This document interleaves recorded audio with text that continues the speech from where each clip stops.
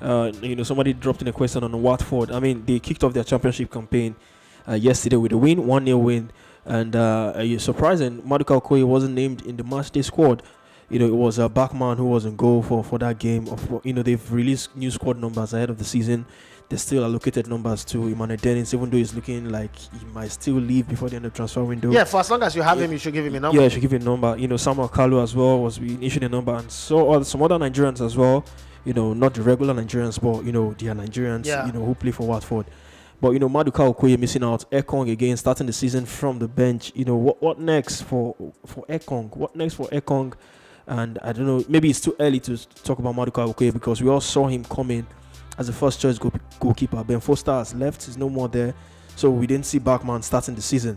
So what do you make of this situation? What next for Ekong and for Maduka Okoye? Is this too early to conclude that he's not going to be the first choice? I mean, it's a long season. The championship is a long season. Emmanuel Dennis, might still leave. Samuel Kalu, ever since he got there, I don't know. It's been a disastrous spell at Watford. Hardly gets in the matchday squad. Hardly makes the bench. Hardly plays games.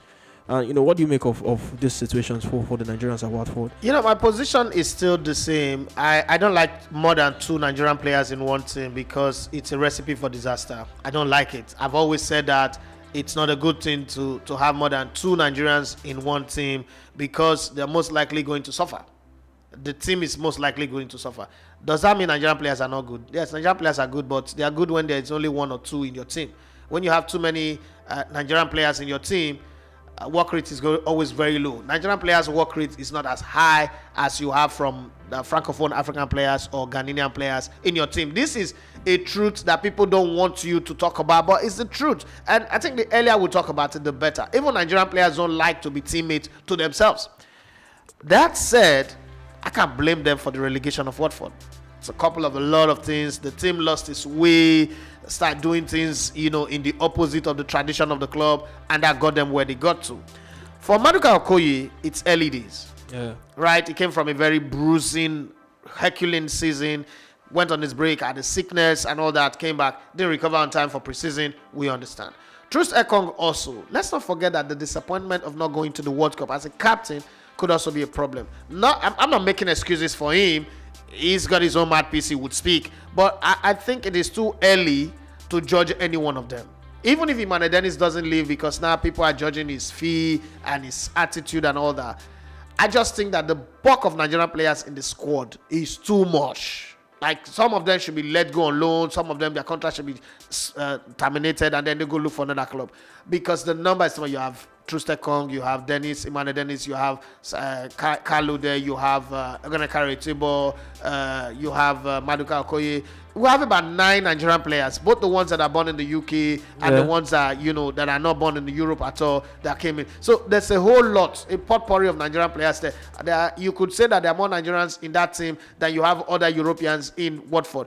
That's too much. I'm not trying to terminate their contract. I'm not trying to rip up their careers, but I'm saying that it's also good for them to go to other places, French league, other league, to go try themselves. The bulk of Nigerians in one team is a recipe for disaster. It's proven that we're not really as hardworking as we think.